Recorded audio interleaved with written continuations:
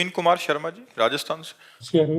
श्री हरिवंश महाराज जी, परिवार में पूज्य भाई जी और पूज्य स्वामी रामसुखदास जी महाराज जी की वाणी जी सुनी और वाणी जी का अनुसरण करते आ रहे हैं। परिवार में एक भागवतिक वातावरण है, जिससे ये दास भी प्रभु के चरणों में समर्पित और हरिनाम का प्रयास कर रहा है। महाराज जी, मानव देह प्राप्त हुआ, हरिनाम लेने का अवसर भी प्राप्त हुआ। महाराज जी, अभी क्या हो गया है कि दो भाग से हो गए हैं मन के। एक भाग तो भगवत नाम और सुनना चाहता है और लेना चाहता है, दूसरा भाग दैत्य राक्षस जैसा है जो विषय वस्तुओं को सामने लाकर खड़ा करता है। तो ऐसे में महाराज जी, द्वंदात्मक स्थिति यहाँ।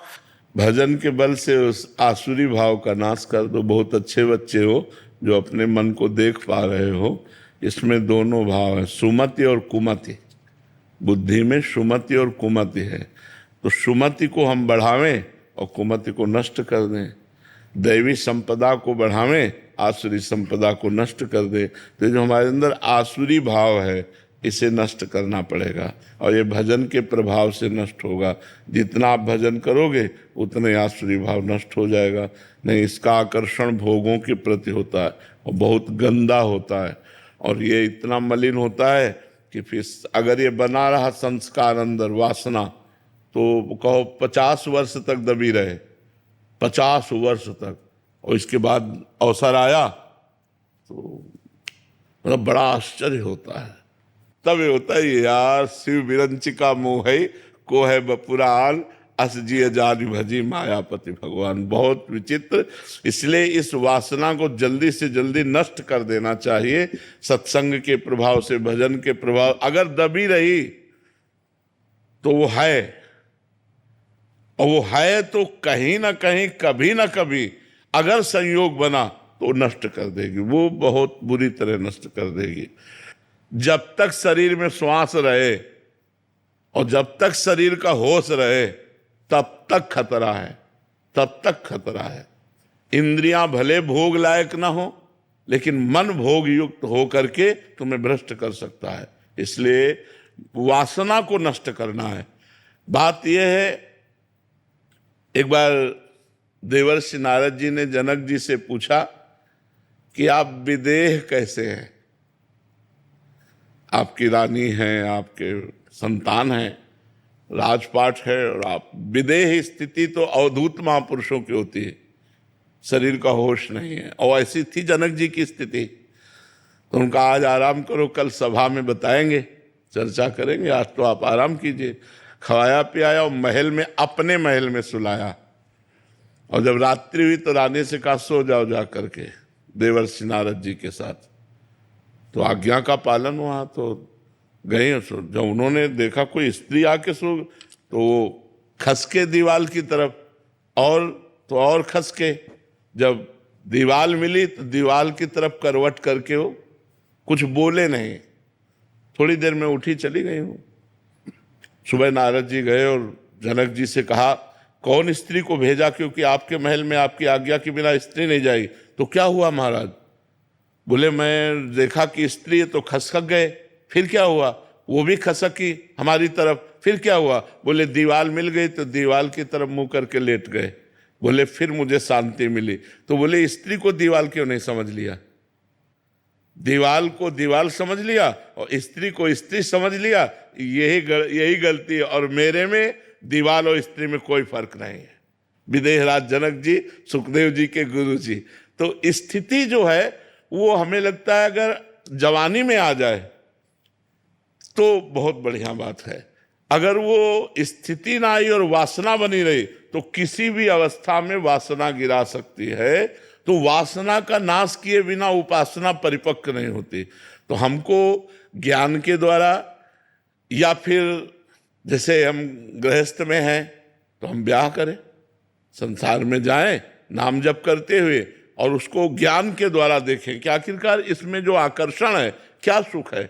और जब आपको पता चला कोई सुख नहीं, तो गृहस्थ में रहते हुए भजन करके पापाचरण न करते हुए भगवान को प्राप्त हो गए।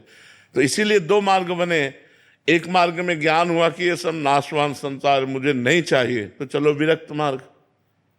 और एक में आकर्षण है, मिठास लग रहा संसार में, तो चलो गृहस्थ मार्ग। लेकिन दोनों को भगवत प्राप्ति के लिए ही मनुष्य शरीर मिला है। यद्यपि भोग से शांति प्राप्त नहीं होती, पर वो भगत है, वो विवेकवान है, तो वो वैराग्य धारण करके आगे निकल जाएगा। जो गृहस्थी के भोगों को देखा, फिर घृणा हो गई कि यार हम तो जो समझते थे वो है ही नहीं यहाँ, तो वो भजन में और लगा और निकल गया। और जो ज्ञान के द्वारा वैराग्य धारण करके एकांत सेवन करते हुए विरक्त भाव से भजन करके निकल गया, वो निकल गया। पर निकलना है पूरे जीवन सावधान रहना है। अगर पूरे जीवन में कहीं कोई अपने को सिद्ध मान कर, तो शिव विरंची का मोह है, औरों की तो बात जाने दो। इसलिए हर समय सनकादि ऋषि हरिशरणम रटते रहते हैं। तो वासना को अवसर न दिया जाए, वासना को धीरे धीरे नष्ट कर दिया जाए भजन बल से, तो ही बात बनेगी। मन से बचना है, संसार से थोड़ी बचना है। संसार तो ये शरीर ही संसार है, शरीर ही संसार है, इससे कहाँ बचना? मन से बचना है। मन की चाल में मत फंसो तो जीत गए, और मन की चाल में फंस गए तो हार गए। बस ये बात। भगवान आखिरी में काम वासना ही गिराती है अधेड़ उम्र में जाने के। हाँ, काम नहीं, और कोई भोग नहीं आता, मतलब काम वासना ही रहती नहीं। ज्ञानियों का शत्रु काम ही है, सबसे बड़ा शत्रु काम। काम से ही दो पैदा होते हैं, लोभ और क्रोध। काम की पूर्ति में अधिक भोगने की लोभ प्रवृत्ति होती, चाहे रुपया पैसा कुछ भी हो।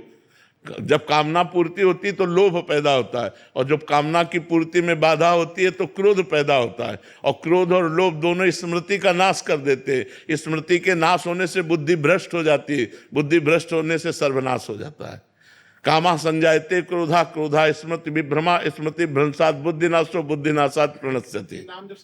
नाम जप और सावधानी। हमको पता है कि हमारे पास अगर ये भोग रहा तो मैं बच नहीं पाऊंगा, तो फिर मुझे दूरी बना के रहना चाहिए, भागना चाहिए, उस भोग से हटना चाहिए, उसके नजदीक नहीं जाना चाहिए। और जब भगवान की कृपा से पता चल गया कि अब शांति हो गई, तो फिर भय की कोई बात ही नहीं। जैसे हम अपनी बहन के पास कैसे बैठते हैं, हम अपनी बेटी के पास कैसे बैठते हैं, बिल्कुल निर्भय होकर बैठते हैं, कोई भय थोड़ी लगता है, क्योंकि वो मेरी बहन है, वो मेरी बेटी। ऐसे सब माताएं बहनें जब हमारी दृष्टि में आ जाएं कि हमारी श्री जी है, हमारी श्री जी की सखियां हैं, तो कोई परेशानी नहीं। जब तक भोग्या स्त्री दिखाई दे रही है तब तक भयानक दोष है, और ये दोष कभी भी कहीं भी किसी को भी गिरा सकता है। इसलिए बचने की आवश्यकता है, और बच गया तो जीत गया। बचाने वाले भगवान ही है, करो सदा तिनके रखवारी, जिम बालक राखे महतारी। तो भगवान बचाते हैं, नहीं तो सबके जीवन में एक मोड़ ऐसा आता है जहां गिरने के चांस होते हैं, वहीं भगवान। सीम की चाप सके को तासु, बड़ रखवार रमापति जासु। भगवान जिसके रक्षक है वही बच पाता है, नहीं तो मिट्टी में मिला दे, ऐसी माया है, सब मिट्टी में मिला दे। किया कराया सब चौपट